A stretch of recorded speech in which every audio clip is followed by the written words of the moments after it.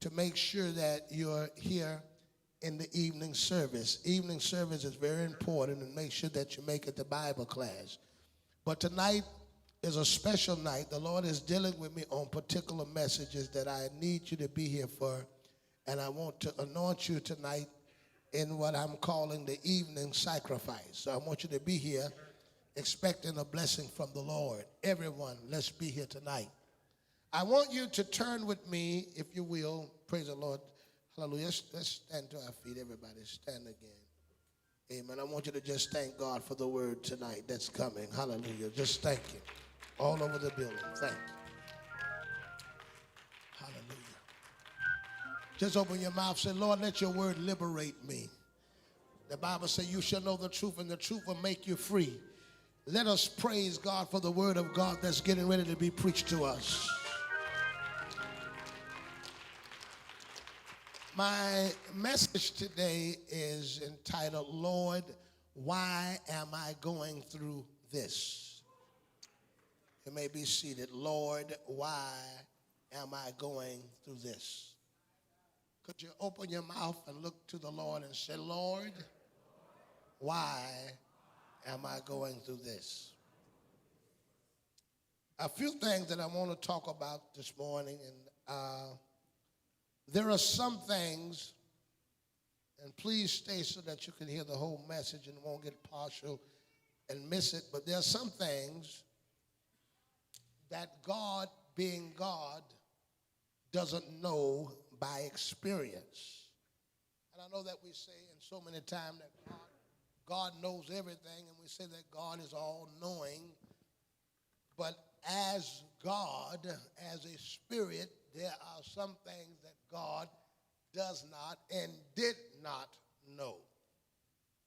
Because God is God, and he has not embodied himself in a human body, he does not have the human experience. And because he doesn't have the human experience, there's some things about humanity that he doesn't know, because something about humanity you have to experience. So when we talk about God as all-knowing, he has all knowledge. One, God doesn't know how to lie. God doesn't know how to die, or didn't know what death was. And there are things that God had to learn, but he couldn't learn them as God, because they are beyond the experiences of God. God couldn't learn death as a spirit, because a spirit can't die. So in order to learn, let me prove this now in the book of Hebrews chapter 5, because I know this challenges some people's theology. But 5 and 8, though he was a son, yet learned he. You see that? Learned he obedience by the things which he suffered. Write that down. He learned obedience by the things he suffered. And being made perfect, he became the author of eternal salvation unto all them that obey him. Now, he learned obedience, which means God isn't obedient to anybody. You don't create a world and make it, and you're obedient to your creation. So in order to learn obedience, God now has to step outside of the God zone and step into the human zone to learn obedience. So he has to become a son to learn obedience. As the Father, he had no learning of obedience. As divine, he has no learning of obedience. But when he becomes human, he learns obedience. Hebrews chapter 2 and 8. Thou hast put all things in subjection under his feet. Hallelujah. Are y'all with me?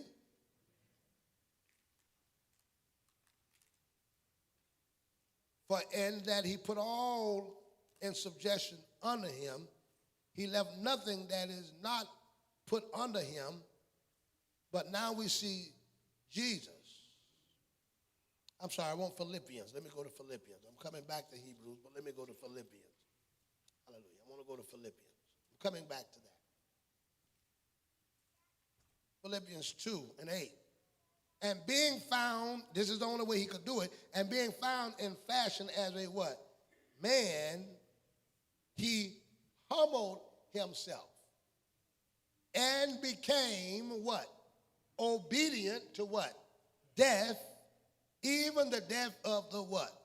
So he had to put himself in a position to become obedient unto death.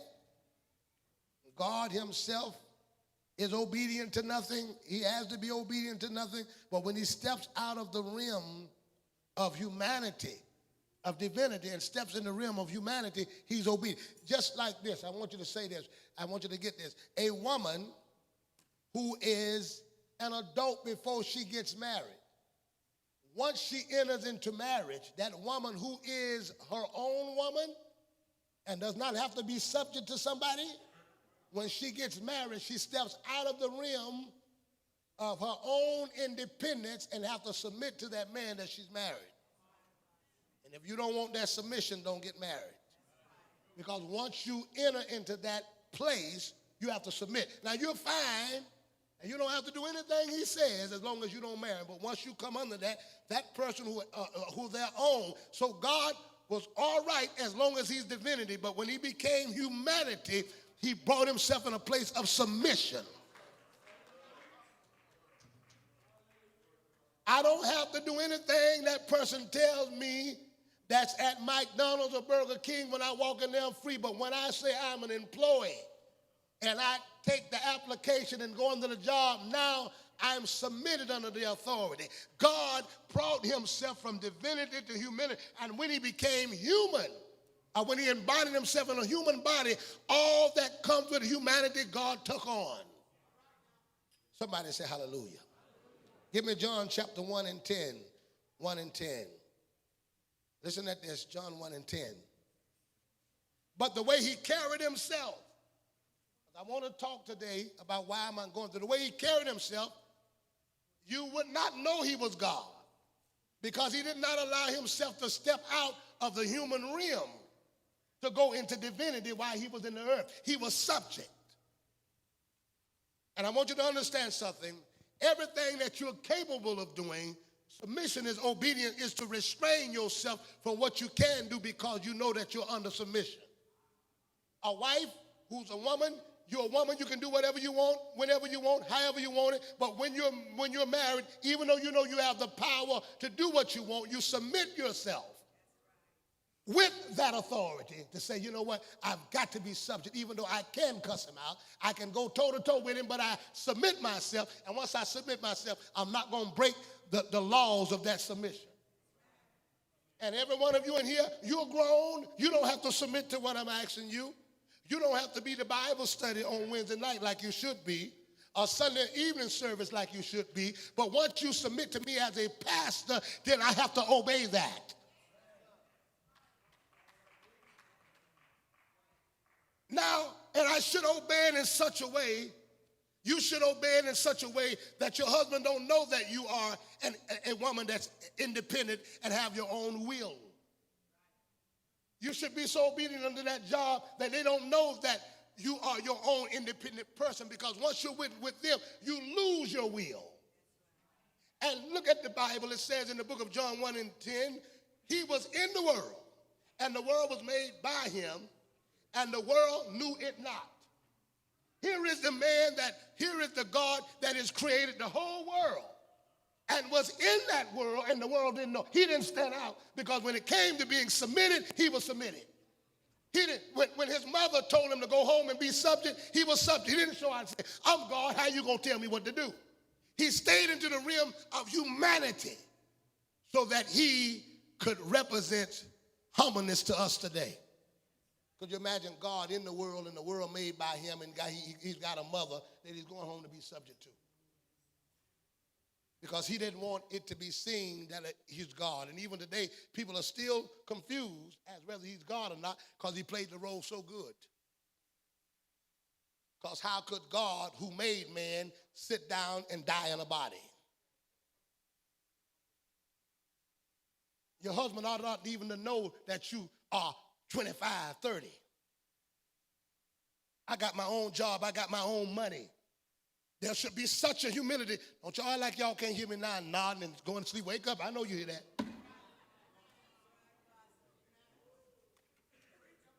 Your boss ought not even to know. I'm grown. I do what I want, because there should be that level of humility there. Somebody say hallelujah. Go with me to the 1 Thessalonians 5, and I want to get 14, but I want to focus on, go back to Hebrews, 5 and 8. I want to focus on Hebrews 5 and 8. Give me sound in this speaker here. 5 and 8. For though he was a son, learned he obedience by the things he suffered. Remember that. How did he get to know and understand obedience? 1 Thessalonians 5 and 14. Listen what it says.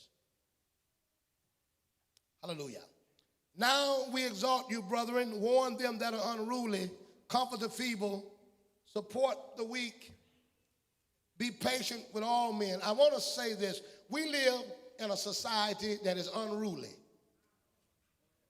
We live in an unruly society that people don't think they ought to be subject to anybody. Wives don't think they ought to be subject to husbands. I tell them whatever I say when I want to say. I do whatever I want when I want to do. Wives don't think there's no submission. Members don't think they should be subject to pastors. Employees don't think they should be subject. So the Bible says, you warn these people, ain't got nobody can tell them nothing. They're unruly. They have no one that can tell them nothing. There is an unruly society. It's hard to now to marry a woman that respects a man's authority.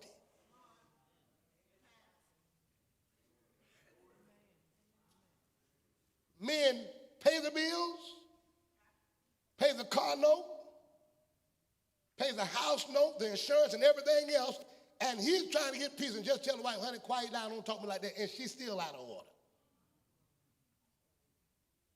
Y'all have gotten so quiet today. This came back with me from Mississippi with a bow on it. There is no way I'm going to pay the bills in a house, take care of the responsibility in the house, and my wife tell me that she ain't going to church tonight. I can speak for my own family. For me and my house, we will serve the Lord. There's no way I'm going to have a job and employers going to tell me I come in whenever I want and whenever I want to come in. The world is unruly. And the Bible says you better warn them that are unruly. And when you are dealing with an unruly, he said warn them, because you learn obedience by what you suffer. If you don't know how to be obedient, God will put you through something to teach you obedience. Obedience is taught. And one of the problems that I have today is that there are so many people who are going through, but yet they live with a retarded mindset that even though they know that God is tearing them up and whipping them because of what they haven't done, they're not willing to learn. Some of you all right now, your finances are all messed up and they're all jacked up, and you're trying to figure them out. You done got 3 jobs and you still can't make no money and haven't figured out you don't pay tithe and offering. Your engine done blowed up, your tire done messed up, you got a brand new car, you got a house, mildew in it, the roof done caved in, everything going wrong, you get a job, you lose a job, and you haven't figured out now that the Bible says when you don't tithe, you curse with a curse. These are things to teach you, but yet you're trying with all you can. You said, I'm talking today.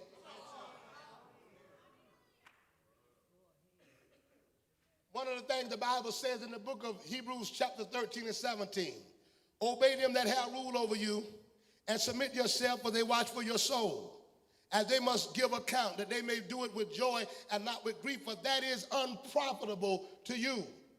He learned obedience. The Bible says, obey them that have rule over you and submit yourself to them, for they watch for your soul, that they may do it with joy and not with grief, for that is unprofitable to you. So God has a way of connecting your profitability with your obedience. And he said, obey them that have rule. And when he talks about that, he's not just talking about your pastor. Anybody that has taken that place to rule over you, you obey them or you can be unprofitable. Even if it's an unsaved husband, it would be unprofitable for you. Some of the stuff that you brothers put up with now, to what we were taught as men, you're weak. And you can't lead no house or no church with no weak men. And yet you're lying. And weak don't mean you got to be nasty to your wife.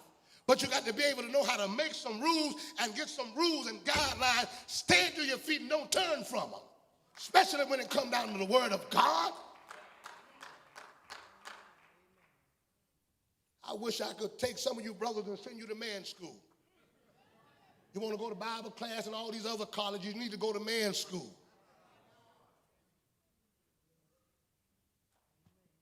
The power of not being nasty and not being rude, but yet having the authority to have the respect enough that my house rules are honored is a challenge. The Bible says that it is important to obey those that have rule over you. Some of you all may not understand it, but your job, people that you want, y'all listening to me, I want y'all to hear me. Some of y'all got conversations going on while I'm preaching. I want you to listen to what I'm saying. That goes all of you. I want your full divided attention.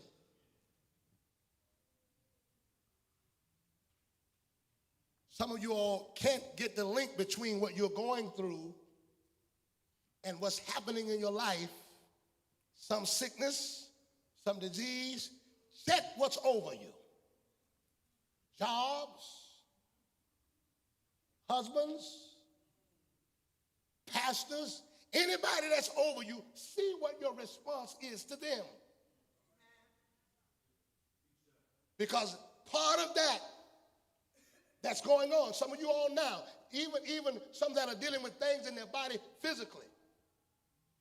Some that are dealing with problems physically, even with your production and reproduction.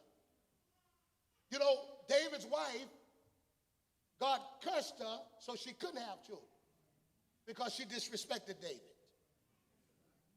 David was praising God and giving God glory, and she looked at him and laughed at him and said, oh, what a wonderful, and I'm not suggesting that everybody that's not able to have children that this is your problem, but specifically her problem was because she disrespected David. And God said she will not have children all the days of her life because of her disrespect. When Abimelech disrespected Abraham in the 20, because Abraham was a prophet, the Bible says he shut up all the wombs of the women that were there in that town. And until he let Abraham pray for him, he wouldn't open the womb. He had to respect Abraham to get the womb open. When Rachel was disrespected, because in the Bible, when Leah was disrespected, whoever the wife was, the first wife, she was the head of all the wives. And when Leah was disrespected, God shut up the womb of Rachel. Some of your wombs are dried up.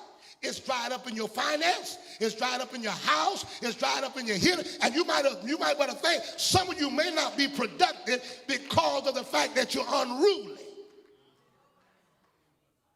And when you don't learn obedience from the things that you're going through, you still try to make it happen.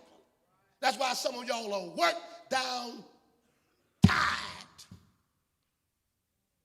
It looks like everything you try to put together is messed up because you are not under the hands of rule. And not only is that part of ruling, but time is a ruler of us. God sent the moon and stars in time to rule you. And some of you all are unruly when it comes to time.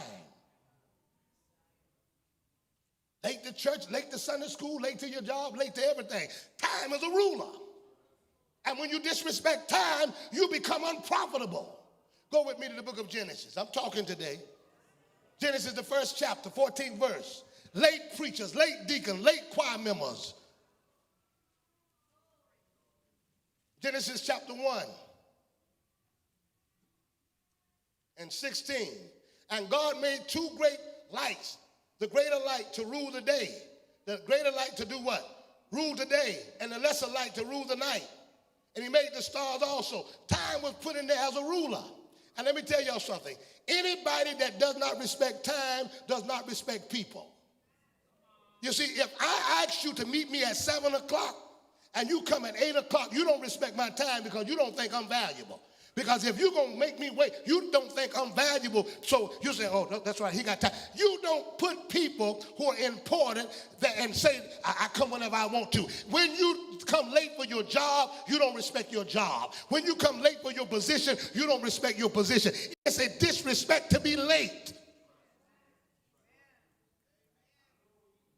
And why is it unprofitable? Because when you're always late to jobs, they'll never promote you. And promotion gives you raises.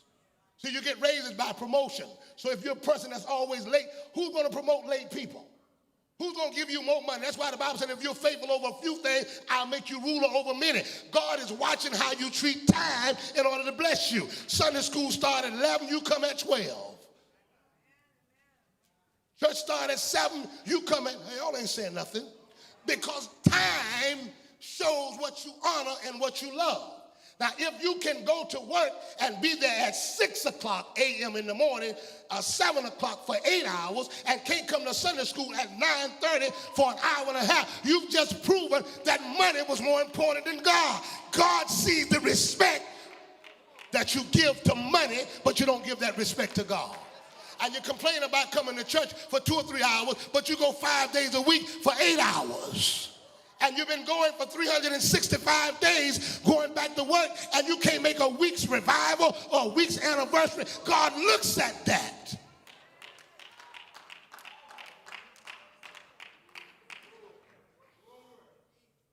And I didn't come. Now, some of y'all was happy to see me go. Now, you're ready for me to go back to Mississippi, but I'm here till next month.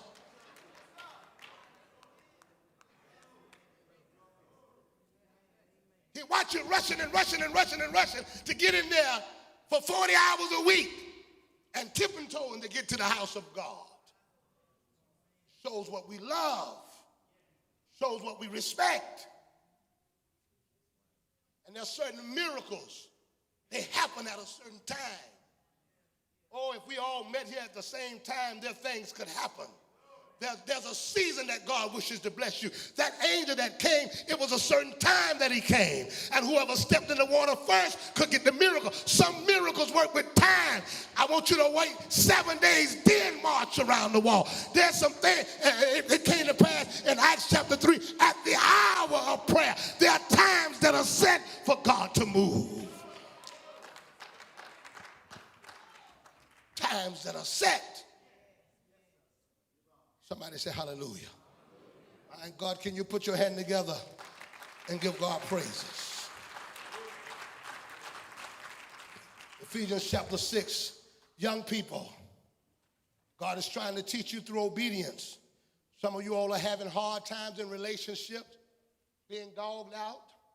Some of y'all are having hard times going to college and going to school. Some of y'all having hard times with your jobs. Dishonoring your parents will cause, because I'm talking about he learned it from obedience. 2 things that are connected with disobedient children: short lives and unprofitability. See, God either kill you or make your life so bad that you'll think and wish you were dead. Some of y'all right now don't know why you're going through the hell that you went through. It's the hell you put your mama through or your daddy through. Obedience. Obedience and honor. So all of these are things that the Bible speaks of. Some of y'all got sicknesses on you now that started with your childhood. Some of y'all were very unruly and very sassy. In fact, some of you all, your children treat you the way they treat you now because of the way you dealt with them. Your parents, you reap that stuff. But again, let me give you Ephesians chapter 6 and 1. Children, obey your parents in the what? For this is what? Honor thy what? Father and mother, which is the first commandment with promise, that it may be what? Well with thee, that it may be well. So my being well, sickness and health, is based upon my obeying them, that it may be well with thee, and that thou mayest live long upon the face of the earth. Now, let me tell you something. When the devil wishes to take a blessing out of your life and take profitability, he will put somebody in authority over you that abuses authority. Because even if they abuse authority, you're still supposed to respect that authority. And you know, some of you all don't know how to obey people that are wrong. That's why he told a wife in 1 Timothy chapter 3, even if they don't obey by the word, you be subject to him. Because some of you all feel like if he's wrong, I'm wrong. If he said that, I'm going to say this. And see, this is what the devil will do. That's what happened with David. Saul was still God's anointed. But he was out of order. And they were trying to push David, say, you know what? He tried to kill you. Disrespect him because he's out of order. And David was getting ready to disrespect him. And David said, I cannot touch the Lord's anointing. So what the devil will do, he will put people over you that will do you bad, and you feel like you got it right. Listen, Jesus made the world. They slapped him, spit on him, put a thorn on his head, but he was committed to subjection. Now listen, you got your little reputation like you got to show somebody. I got to show them I'm grown. Ain't no man gonna talk to me like that. Ain't nobody gonna treat me like that. Ain't no boss gonna treat me like that. I'm a man. Jesus could have said, and Jesus made it plain, I can call 10,000 angels down here, but I got to stay in submission even though I'm God, because I stepped in humanity. When you stay in submission, stay under authority. Now, it's pride for you not to do it. Because if God, who made the world, could shut his mouth and not cuss anybody out when he's being whipped and beat because he saw something greater, he submitted himself and was subject. Some of us can't even be subject to good people, or less somebody that's out of order. That's what his suffering was about. That's what his example was about. You see, he said, I want you to submit yourself. And let me tell you the difference between what submission and obedience are not the same thing. They're not. Obey them that have rule over you and submit. Two different things. Because everybody that's obeying is not submitting. See, if I told you to go sit down, and you went and sat down on your own accord, that's submission and obedience. But if I grab you, come here, son, by the neck, and you had no power to stop, and I grabbed you by the neck and said, sit down, and I made you sit down, you sat down, but you weren't submitted. I made you. I forced you to be obedient. But when you submit, you do it on your own. You see, if somebody says, shut up, and you say, okay, fine, you obeyed and submitted. But somebody popped you in the lip, then you obeyed, but you wasn't submitted. See, this is what happened today. We got a lot of people that are obeying, but they're not submitted. And after a while, that obeying don't work, because while you're obeying, there's a grudge right sitting in your heart. I wish he would tell me something. And after a while, that's going to come out. Amen. You got to make sure you got this thing submitted in your heart. Humble yourself. Humble yourself. Humble yourself. Humble. Don't just obey, but be humble. I said, I'll take it.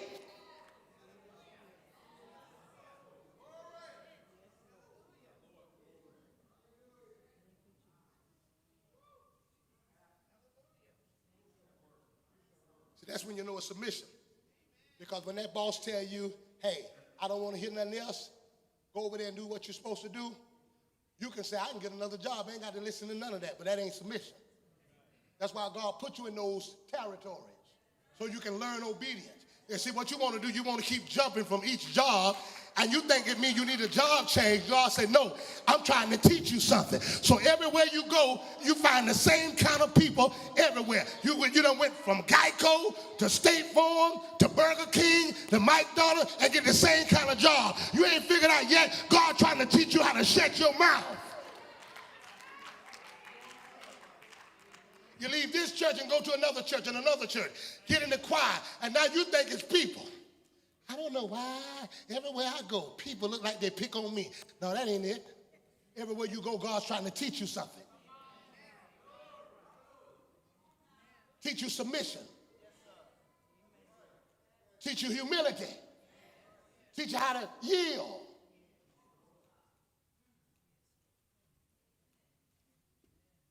Get mad with your husband, move in with your mama, and your mama treat you the same way. Get mad with your mama, go and move in with your auntie, she act the same way. Take a trip over a whole other town and try to run from it, because what God is trying to teach you something. So God put difficult people in your life, tough people in your life to make you. Because everywhere that God is trying to elevate you, sometimes it requires you being close to nasty people so you can learn. Everybody that's teaching you don't have a good spirit, but God's got their job prepared for you. Saul wasn't no good, but David was going to be the king, and he needed to be around a king. He needed to be around somebody. So David said, you know what? I'll deal with the murdering spirit and the attitude because I got the job. I want the knowledge. I want the experience.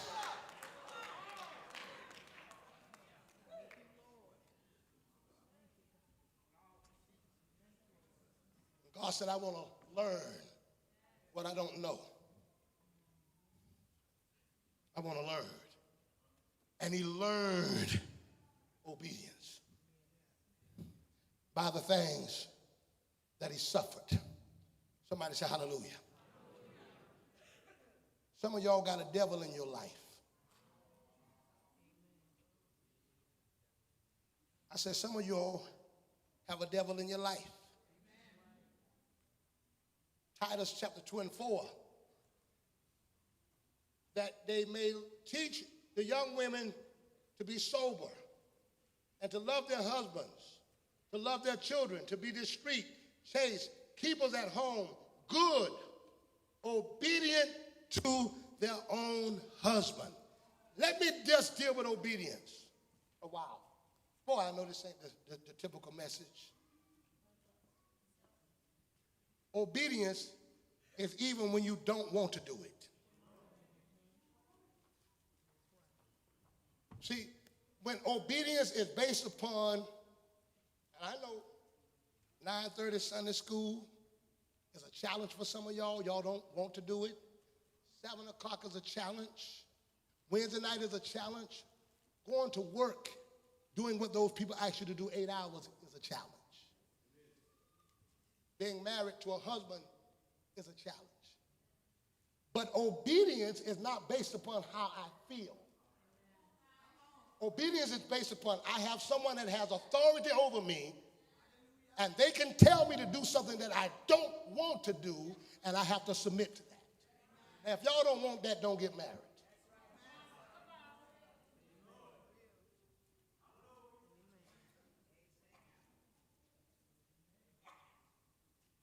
Your husband can ask you to do something, and you not want to do it, like cook, clean, sex. He got to pick a day.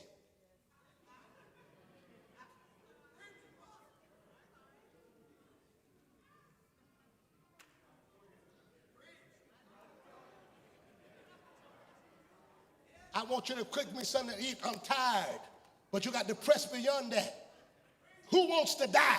Who wants to be beat? Who wants to be whipped? But he became obedient.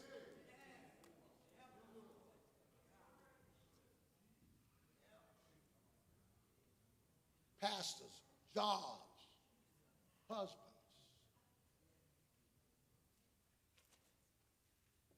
Because a lot of us don't know what obedience is. And we think we're obedient because the husband is telling us something that we want. Honey, go down there and buy me and you some clothes. Honey, go down there and pick up some food from such and such. Honey, go down there and get you a new car. Honey, but it say, honey, clean this house. I'm tired, just like you.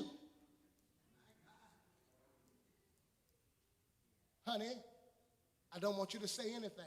Let me handle it.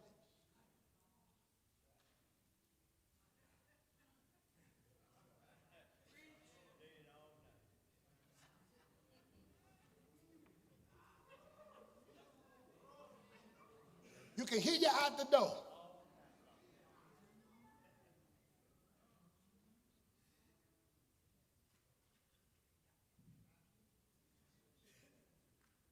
Now, I'm going to show you something. That goes all the way up to God. Because you don't obey your husband because you obey him. You obey him because you're obeying what God told you to do. So to disobey him is to disobey God because he's the one told you to obey him. Now you want to jump in here and do what God say. That's why God said obey your own husband. Because y'all will do what I say, but you won't do what your husband say at home. Your husband shouldn't have to come get me to get you to be obedient. Because I didn't marry you. You committed to him. How you going to say yes, Lord, and whatever you want me to do, Lord, and you can't even cook breakfast? How you going to say yes, Lord, and whatever you want me to do, Lord, and you can't even have sex?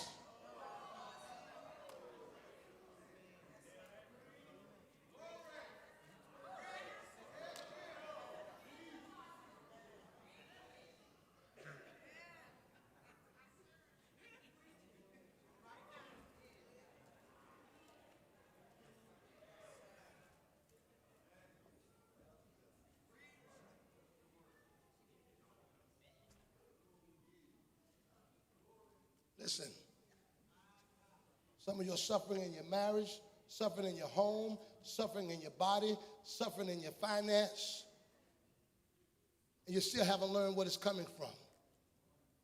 Somebody lift your hands and say hallelujah. Hallelujah. Now what has to happen? 1 Corinthians 5 and 5. And brothers, don't use this as a cloak for maliciousness. And your job is, even if she doesn't obey the word of God, you don't put no fists up. You don't shoot no birds. You don't put out your house. You don't take all the food out the refrigerator, because you're supposed to love your wife like Christ loved the church. Christ didn't kill you when you were smoking rocks. He didn't put you out the world. And I don't know why men have this. The first thing you want to do when a wife is not submitted or you have a problem is call her a hoe. Well, you married a hoe. Now, if your wife a hoe, you a hoe husband.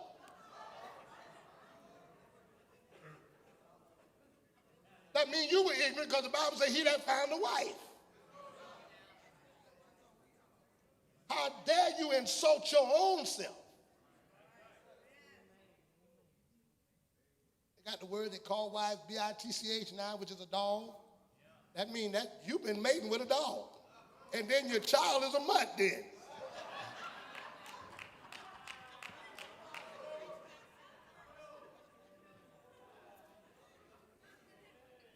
Amen. You see, you don't do that. And let me tell you something. I don't care who get mad with what I say. I'll say it again tomorrow, and I'll say it again next week. And you get mad with me, now something done happen to you. I'm under divine orders, and you all don't scare me with what I'm saying.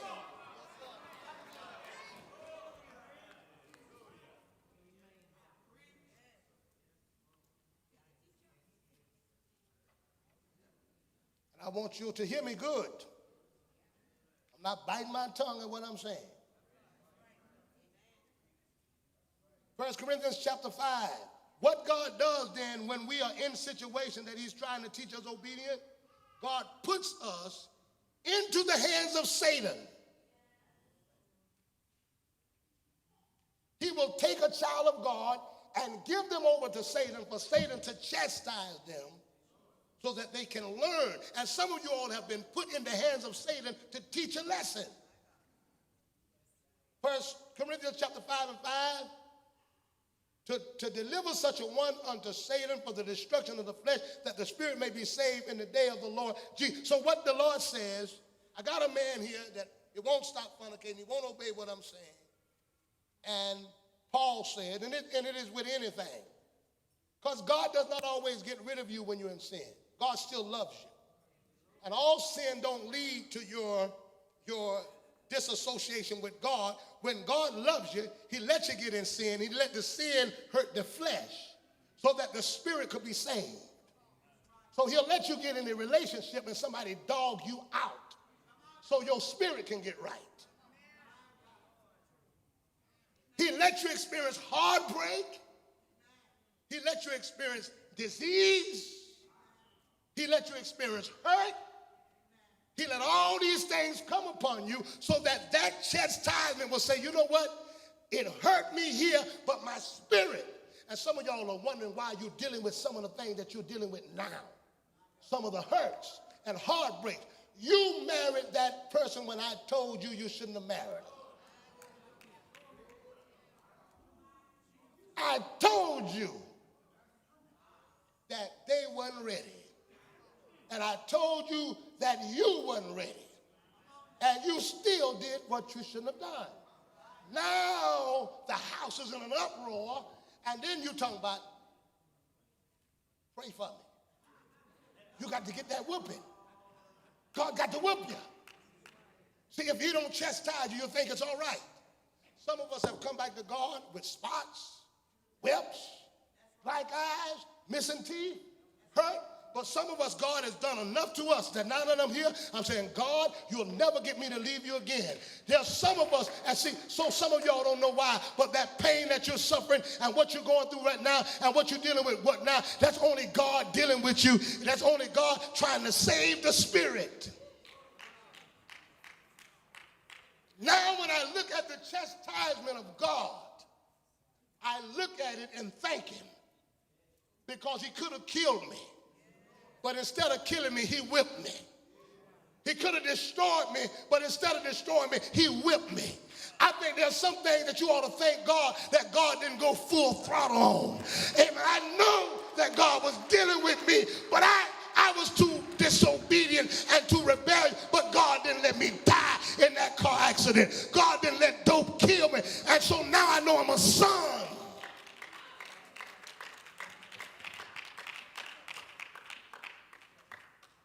Then he got you in the hands of the devil and then told the devil, that's enough. You can mess with a heart. You can mess with a body. You can give her AIDS. You can give her herpes. You can give her chlamydia. You can give her all of the unknown disease, whatever they are, but you can't take her out. My God, because I got a purpose. My God, somebody say hallelujah. My God, you can give a lung cancer from smoking, but I'm going to save her. You can give a throat cancer from drinking, but I'm going to save her. I think somebody here ought to thank God that the devil didn't finish you off.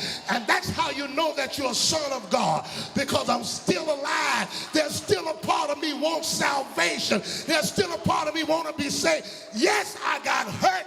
Yes, my heart was broke. Yes, I was messed up. But thank God I made it back.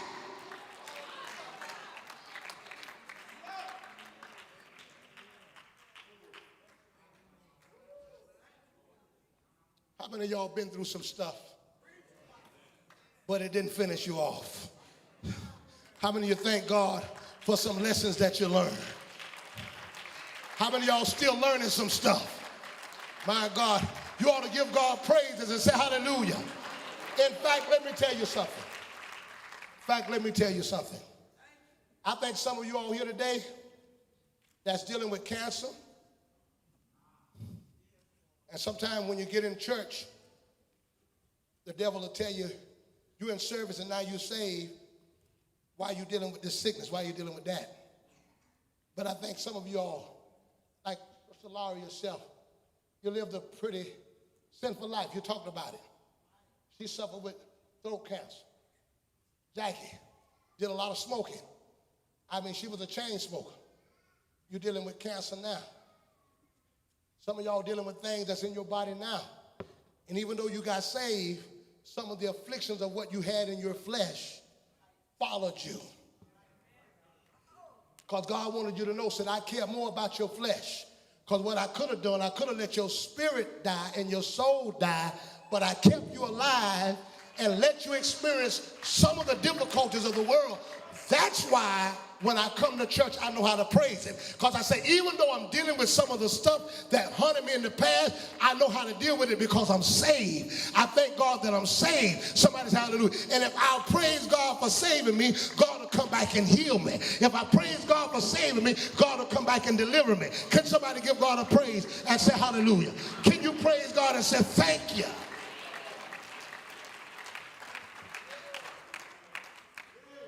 Let me give you this. 1 Timothy chapter 1 and 20. Every now and then, Paul had to turn saints over to Satan. Not for death. 1 Timothy 1 and 19. Hold fast a good conscience, which some having put away concerning faith have made shipwreck, of whom Himalayas and Alexander, whom I have delivered unto Satan. For what? That they may learn not to blaspheme. I sent them over to Satan just for a while. I'm not going to keep them there forever, but I sent them to Satan that they may learn not to blaspheme. Jesus learned obedience by the thing that he suffered, became the captain of our salvation. Let me give you this two scriptures here, and I'll be out of your way. Jonah chapter 1. Now the word of the Lord came unto Jonah, the son of Amittai, saying, Arise, go to Nineveh, that great city, and cry against it, for their wickedness has come up before me. But Jonah rose up to flee from Tarshish. The word came to Jonah and said, Rise up, and I want you to go preach. But Jonah went into another direction. Now, I want you to see this. Verse 3. The word of the Lord came unto Jonah the second time, saying, Arise and go to Nineveh, that great city, and preach unto it the preaching that I bid thee. So Jonah rose and went unto Nineveh according to the word of the Lord.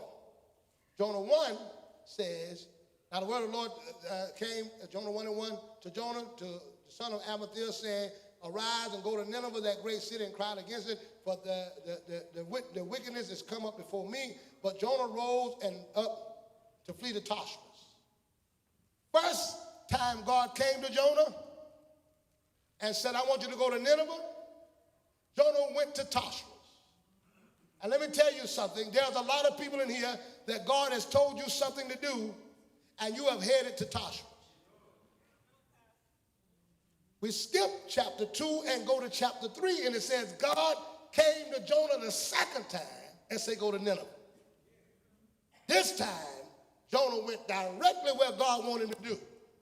What happened between Jonah 1 and Jonah 3? And Jonah 2, he experienced that whale's belly. And once he went through that whale's belly and got inside of that whale, and the Bible said Jonah called it hell. He said, I cried out of hell. Once he went through that, now God comes a second time. Some of you think that the plan of God that he got in your life is over because you've been in the whale's belly. You think that what God has for you is over because you're being punished for things that you've done. But God's punishment is not always to eliminate you from the call of God. Sometimes we think because we're being punished, because sometimes we don't distinguish punishment from relationship. Because many of us have been punished by people who have no relationship with us. Parents who punish children that don't have a relationship, you mess them up mentally. Because some of you don't reward your children for their good, but you're always there to tell them about their bad. You don't hug me, you don't kiss me, you don't eat dinner with me, you don't caress me, but you'll correct me. See, the thing about that, what happens is, when Jonah was punished by God, and he was in the middle of the whale's belly, he still knows that even though he was being punished by God, that he could cry out to God. He still knows that God was teaching him a lesson.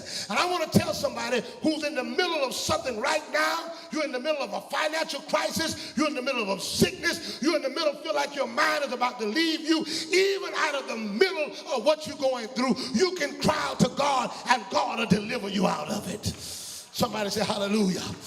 Praise the Lord. Tell somebody this is just a learning experience. Glory to God. And I know some of you are crying. I know some of you are going through.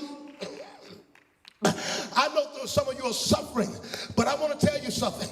The thing that God teaches us is not always in Bible study. The thing that God teaches us is not always out of the Bible. I taught you some of the things that you shouldn't do. I taught you shouldn't drink. I taught you shouldn't be unequally yoked. I taught you, boy, that lesson didn't have nothing to do with you. But when you smoked that dope and that dope almost took your mind, God taught you not how to do it. All them scriptures I had couldn't do nothing with you. All them Bible lessons I had couldn't do nothing with you. But boy, when you drunk that liquor and that car flipped over and you almost killed yourself, you didn't need no Bible study for that. God taught you. And there's some of us here today, I'm saved not because what Pastor Cowart taught me. I'm saved because I disobeyed God. I experienced some things myself, and I've learned to be obedient to God. God, can you say hallelujah? Can you say hallelujah? Can you put your hand together and give God a praise and say hallelujah? Oh, come on, give God a praise and say hallelujah. Come on, somebody ought to thank God for his chastisement. Thank God for what you've been through. Thank God for the thing that you suffered that brought you to God. Thank God. I've got many of you in the day. Sickness brought you to God. Disease brought you to God. And I know that sickness and that disease and that trouble didn't feel good at the time. But I'm so thankful that my heart got broke and it led me to God. I'm so thankful that I lost everything and it led me to God. I'm so grateful. Somebody say hallelujah. Can you give God a praise and say thank you? Somebody is here today who's suffering from something. God spoke to me. Somebody here today who's going through something. Somebody today who's in a turmoil with something. What God wants you to do, he wants you to take it. Take it without complaining. Take it without murmuring. Take the whooping. See, sometimes when you're getting the whipping from God, you just need to be calm. I found out something because I used to do all that kicking and all that hollering and all that yelling and all that moving when my mother was whipping me, and looked like if I stay still, she could get the spot that she wanted. But I start moving, I start getting hit in the back, start getting hit in the face, start getting hit everywhere. But when I just stayed there and took what was going on and took the whipping because I know I deserve it. You know, see, God, sometimes he's just trying to get one spot, but you wiggling and rolling. Some of you don't like what I'm preaching today, so you're going to go to another church next week, say I'm going to get rid of that. God said, I'll meet you on your job. Amen. You get upset with me. I know some of y'all don't like what I'm saying. I don't care if you don't like what I'm saying.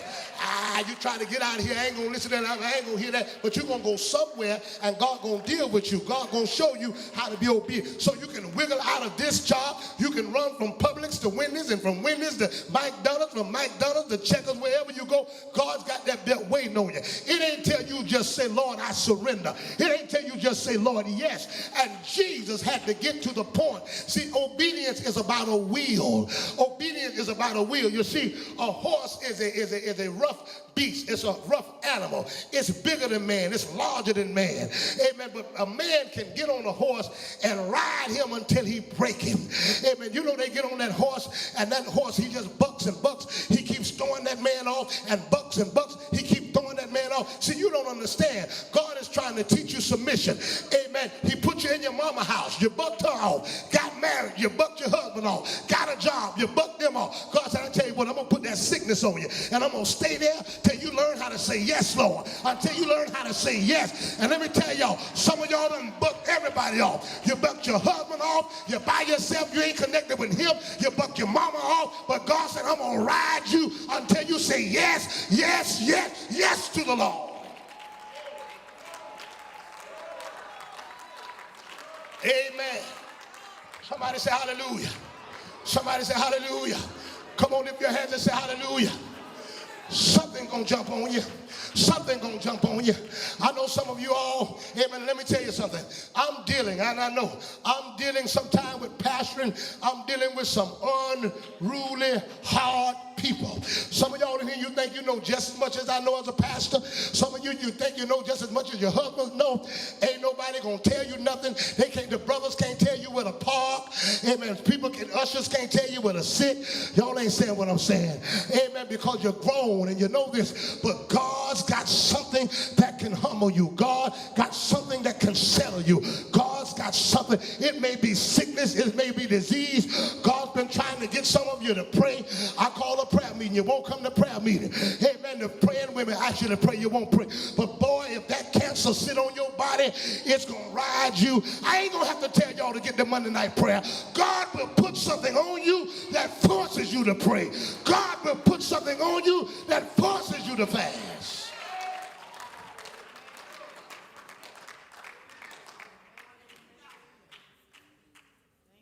And when it came down to it, now y'all watch my word tonight. God called on a prayer meeting.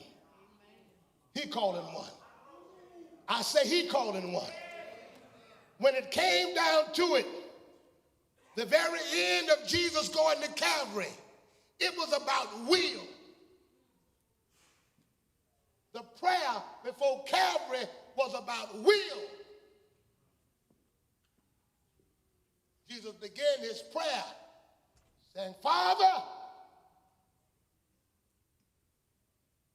let this cup pass. Now he has acknowledged Son in the flesh. Some people get confused about this father and son language.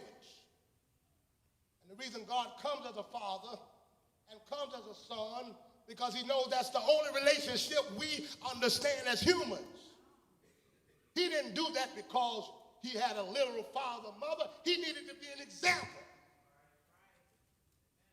He wants you to hear the conversations between authority and a submission.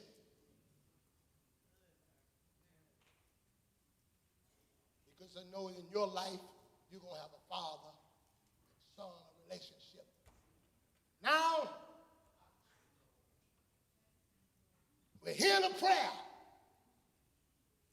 between the flesh, which is the son, and the spirit, which is the father.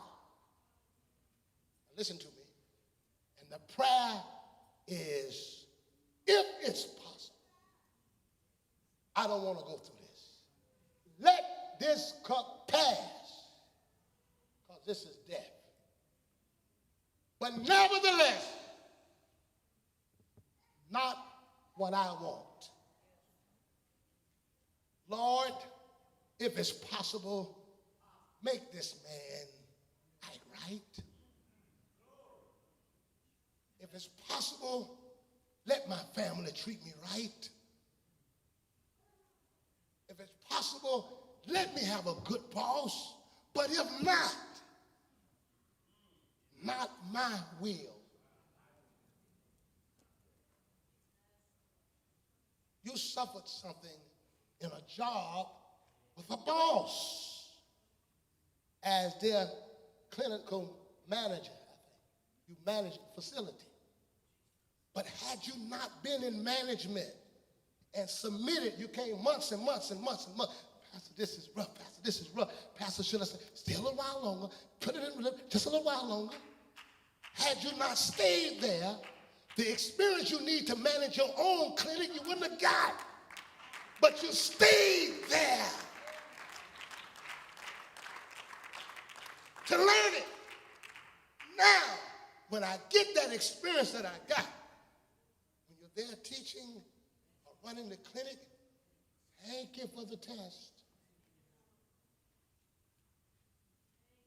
Thank you for the test. I'm not suggesting that any woman should stay in a battered relationship. You've been battered, but your whole ministry now is about being battered. I'm not saying that God wants you to stay somewhere, but just temporary. God let you take a little whooping that was not supposed to take, and we know why that came. But don't do it. Don't marry. You know what the Bible say. You know what the words say. Don't do it. Well, you did it anyway. You don't mind saying it. But look what God do. He let you go through it. And now God can use your experience to save somebody else. He learned obedience to the things that he suffered. Now, some of you are in a suffering condition now. You're going through now. You're dealing with something now. You're dealing with hurt. You're dealing with pain. You're dealing with I never thought I would be going through this. I thought God said, I'm letting you deal with this because I'm teaching you obedience.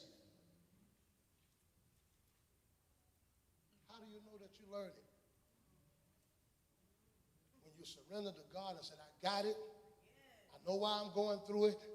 I know why I went through it. And no chastisement seemed good for the moment. But afterwards, so everybody is just in this church. It's not a holy message today, but this is what God gave me. Everybody in this church that's going through something and you know the hand of the Lord is on why you're going through, why don't you stand up and praise God right now? Praise him for the hurt. Praise him for the pain. Praise him for what you're going through. Praise him for what you've been through. Praise him for every tear that you shed. Come on, come on. God wants somebody. Glory to God. Glory to God. Give God the praise. Thank you for what I suffered. Thank you for what I went through. Thank you for what I'm going through. While you're standing. While you're standing. While you're standing.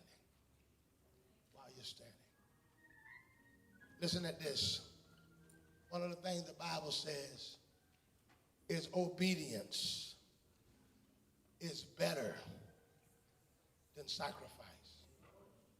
I was praying and seeking God and talking to God and just laying out before God. And God said many of the people are going through the things that they're doing because of the lack of obedience. Their unwillingness to obey me. And they're not understanding what their suffering is based upon that. And because of that, they're still trying to get good results, but haven't decided to do the right thing. You need to hear me today. You're suffering what you're suffering because of the lack of obedience. And see, God doesn't always, and this is the good thing about God as well, God doesn't always get rid of his children. He chastises them and keep them in that spot until they surrender. So the reason it ain't getting no better because he loves you. The reason things are not getting any better because he loves you. The reason your heart is continuing to grow. The reason the business ain't going together because he has to connect that punishment with the behavior. Because if you don't correct that punishment behavior, you'll keep the same behavior. And that behavior will kill you. You see, the only reason your mother whooped you when you stole something, because the whooping protected you from a greater danger. Because if you got comfortable stealing and nobody chastised it, then you would go to robbing. And then you would go to doing other things. So what your mother did is whip you when you did it so it could protect you. See, God says, I'm chastising you so that you won't go to the next level of crime. And what the devil trying to do is move that chastisement so that you won't think it's God. You'll just think, well, everybody have bad times. Everybody go through something. Everybody have a little bit of something, this and that. I'm convinced some sicknesses in here today are based upon disobedience. Some financial conditions today are based upon disobedience. And some of you all, God will have to show you specifically that's what it is. Because you think, well, it's just something running in my family. Everybody have a bad this and bad this. So God said, no, you know what, I'm going to have to specifically get you to that point that you'll know that this is it. And then some of y'all have gotten into stuff and now you're trying to run out of it. I just leave it alone. I ain't got to have this. I just leave it alone. I just leave this. I just leave that. God said, I want you to stay in the room, get the whipping, and take all of it that you need to take. And then I'll stop whipping you when I'm ready. My mama didn't, because I ran into another room, she didn't stop whipping me. You think you're going to run into another room and get out of it. Well, she can go her way and I can go my way. No, God said, you stay right there and you get whipped until I get through. And then when I get through, I'll fix it.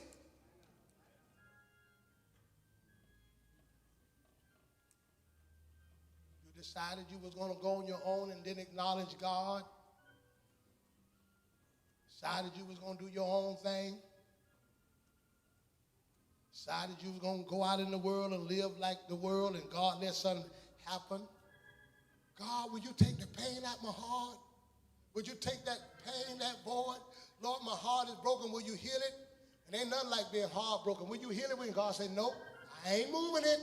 I'm going to let you feel the heartbreak. I'm going to let you cry because I wanted to be tough enough. Because you know what he did? I'm going to tell you what he did. He hit you light, and when he hit you light, you went right back. Remember that? He hit you real light. You went out there and got drunk one day, and he hit you, and all you did is threw up. You said, well, I'm done. Then you went back because you only threw up a little bit, and then you went back to drinking. But now this time you got cirrhosis of the liver. Now he done hit you hard. Or you went and you did your little thing, and then you got over there. They gave you 30 days in the county jail. Now God said you're facing 5 years. Now God said, when I hit him hard, make it stop. Don't look at chastisement as a bad thing.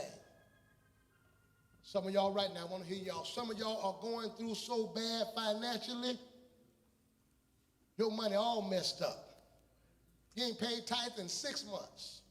And I'm not going from looking at no tithe records. I'm just saying what I feel in my spirit. You don't pay tithe, you don't give offering, come to church once a month, and you're seeing all these things that's going on in your life. It's because of the behavior. If God can't bless you, and you sitting home on Wednesday night watching television when Bible study going on, and you're begging God to bless your business, and you're on time on your business, but you're not on time for church. You have a problem coming to a revival, but you go to work every day of the week, and you're asking God to bless you.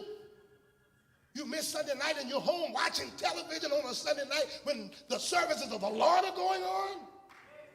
And you're talking about how bad it is to drive, and your drive to work is further than church. That's why your money messed up. And I'm telling you, it ain't going to get no better either. You don't even read your Bible, but you read your college lesson. You don't read your Bible, but you're on TikTok all the time. And in all these financial dilemmas. God is calling. He want to be first. Seek first the kingdom of God and all his righteousness. All these things shall be added unto you. You non-tithing people need to pick up your tithe and start giving your tithe. You all that don't come to church Sunday night, Sunday morning, Wednesday night, forsake not the assembling of yourself together. First of all, he calls us to be together. Secondarily, obey them that have rule over you, for they watch for your soul.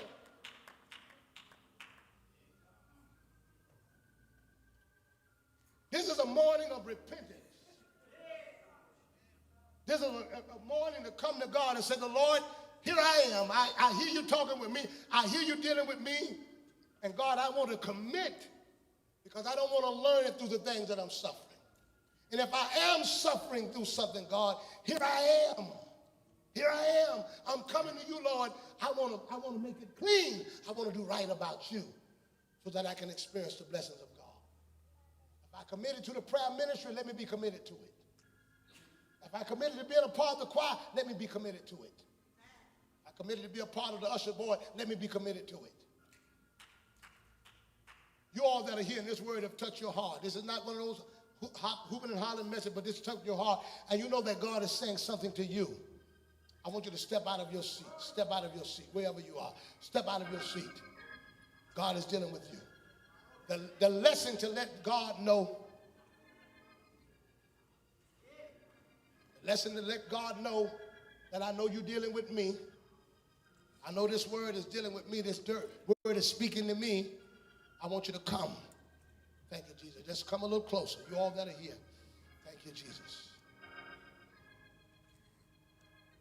There's some more need to be here this morning. Hallelujah.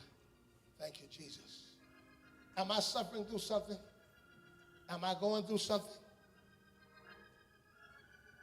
Am I dealing with something? I want you to lift both of your hands up right now in the name of the Lord. Jesus, come a little close. Thank you, Jesus. Just lift those hands up. Hallelujah. Lift them up all over the building while they're lifted up. I want you to see where you failed. I want you to see where maybe you have not done what it is that's required of the Lord to you. Now this is personal. I want you to look at the authorities that are over you. Work, job, pastors, husbands, fathers, mothers, all of those authorities that are over you. I want you to lift your hands up. Time. God, I don't always like it. I don't always like how I'm dealt with. I don't always like how they treat me on the job, but I'm going to obey what you told me to do. Because, God, my commitment is to you. Lift your hands in the name of the Lord Jesus Christ. God, help me. Help me, Lord. And God, even though I know it don't feel good, I repent if I've been disobedient. I repent if I've been one of those unruly ones. I repent, God, if I haven't submitted to authority. I repent, God. Hallelujah. Thank you, Jesus. Oh, and Lord, what I'm asking you to do is condition me. Come on, pray with me, church. Pray with me. Condition me. Let me be broken. Let me be humble. Let me be humble, Lord. Let me be humble. You see, God is dealing with somebody. God is dealing with some of you. Some of you are not broken. Some of you don't have it. But some of you, you can look at it and you'll see where you are. Here I am, God. Here I am. Here I am. I submit myself. I know why I'm going through this. I know why. I see why. God, help me to hold my peace. Let me study to be quiet. Oh, shatabalabasata. Lift your hands before the Lord. Hesha. Oh, kabashandabasa. God said, many of you said, I prayed and I prayed and I'm still, I prayed, I fasted, I prayed, I did. God said, I'm looking for obedience now. Prayer is not the answer. It's obedience now. See, the prayer has been answered by the word that I'm preaching. I'm telling you what you need to do. You trying to pray out of it. God said, obey out of it. You don't have to stand in the prayer line again to ask what I need to do. This is what you need to do. If you're willing and obedient, you'll eat the good of the land. If you're willing and obedient, you'll eat the good of the land. Here I am, God. I want the good of the land. I want the good of the land. Some of you have walked away from how saints ought to dress. God, here I am. Walked away how saints ought to treat each other.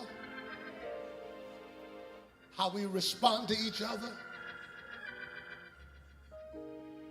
As a wife, Lord, let me be submitted.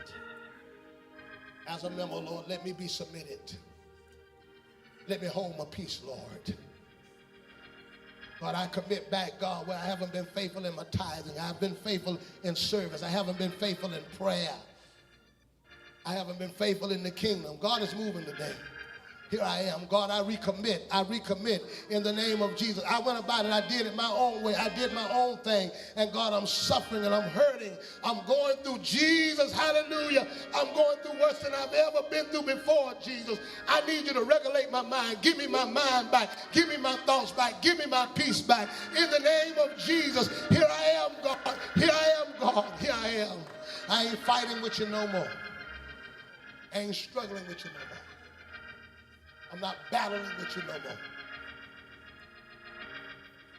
I'm not rebelling against you no more.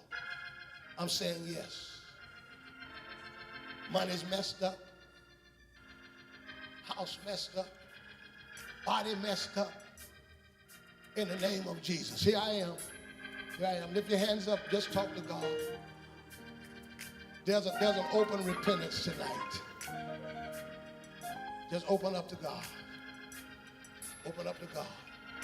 I want you to pray for those that have rule over you. God, help me.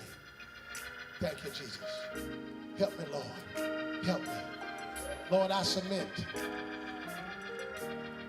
Lord, I submit.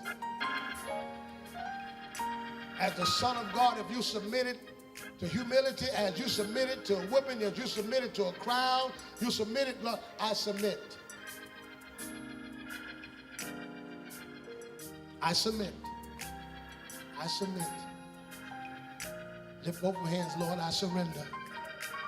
I want my body healed. I want my body healed. God, I want my finances corrected.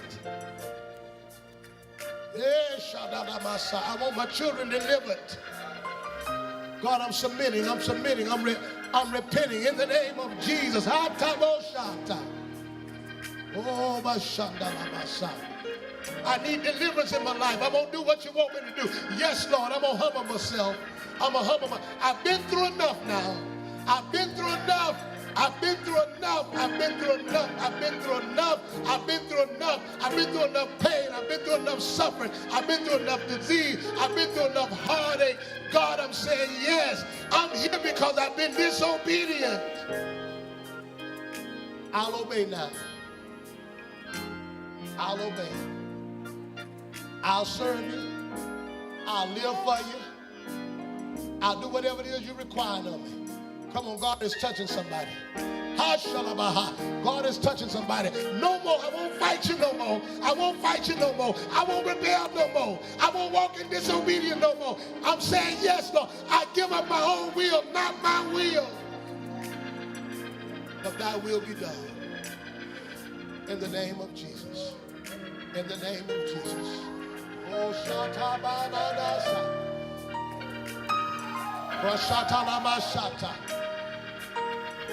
There's a brokenness here tonight. There's a brokenness here tonight. I said there's a brokenness here tonight.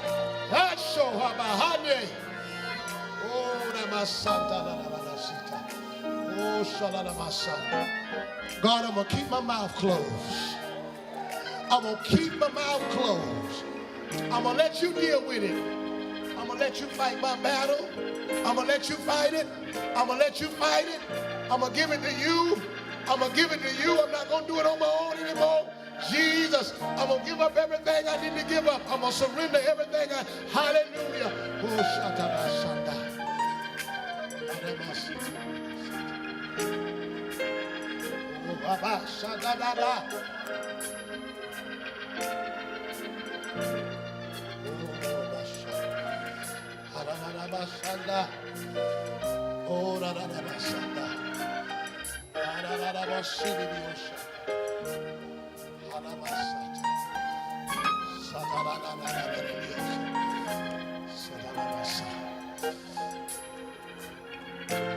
I know it's late, but I can't stop until I do what God told me to do. Some of you losing cars, losing houses, losing jobs, losing all kind of things. Submit to the Lord. Yes, I know why. I know why. I know why. Oh,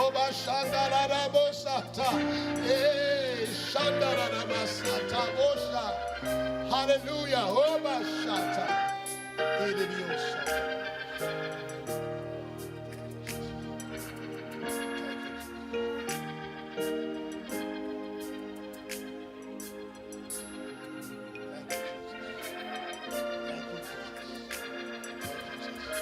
Thank you, Jesus. Thank you, Jesus. Thank you, Jesus. I'm getting ready to close. Thank you, Jesus. Thank you, Jesus. Thank you, Jesus.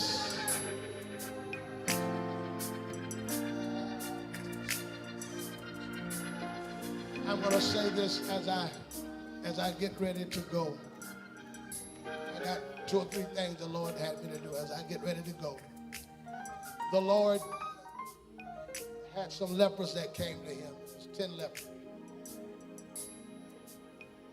And they came to Jesus to be clean, and Jesus said, I will be thou clean, but they were still dirty. And Jesus said, go show yourself to the priest. And the Bible said, as they went and showed themselves to the priest, they was healed. God said to me, as you start walking in obedience, as you start walking in the obedience of the things that God has given, you'll see dramatic changes in your finance, dramatic changes in your life. Naaman was with leprosy, and it was not the water that healed him, it was the obedience of going where he didn't want to go. Simple instructions like Bible study, simple instructions like tithing, simple instructions like timing is going to be a key component in getting some of you what you need. Simple. It's the simple things. Somebody say, well, what's the difference? Salt and sugar look alike. But mistake the salt for sugar and see what kind of cake you're going to have. Now, instead of pound cake, you got a salt cake. Those little fine things that you all are failing to do, those little fine things that's throwing the hand of God off. Obey them that have rule over you and submit yourself to them, for they watch for your soul that they may do it with joy and not with grief. And that's unprofitable to you. There's an obedience that's going to bring you to that next level. And some of you are waiting for it. In the house, observe, what have I done that my husband has asked me not to do? What am I doing? That's all right. She's fine. Let God bless her. I shall abide. Now, how many of y'all received this word today? How many of y'all received it with joy? This is what I want you to do. I want you to praise God and let God know you received it. Praise God. Praise God. Everybody in the building, praise God. Thank you for liberating me. My God. Hallelujah. Before you sit down, now follow me. Before you sit down, tell somebody, I got what I needed. Tell them there's some things I've been trying to figure out. I needed to know why some things were going on. I got it now. I got it now. And I'm going to make some changes. Come on. Tell somebody my situation is getting ready to change because I'm getting ready to change. My God. Praise God while you're going to your seat. Praise God while you're going to your seat. Praise God while you're going to your seat. Hallelujah.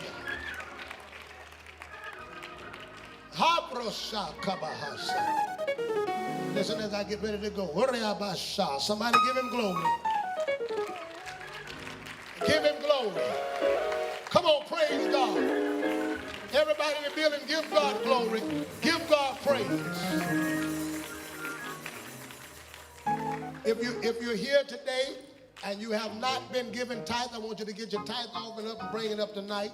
If you're here today, you've been disobedient, rebellious to your husband, I want you to go back and repent. Some of y'all need to come to me that need to do some repenting. Some of y'all cutting up on your job, you need to go to your boss man and repent. Are y'all with me?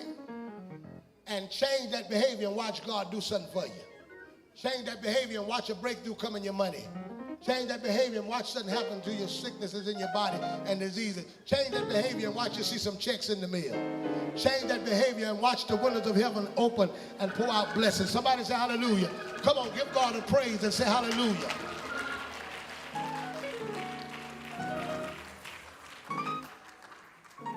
I'm not looking for any more excuses. Looking for change. Are y'all with me? No more excuses. Change. Are y'all with me? Because I know you can do it because you do it everywhere else. God, no more excuses, changes. I'm not looking for no more sad stories. I couldn't know. No more excuses, changes. Don't tell me what you can't do because you do it 5 days a week.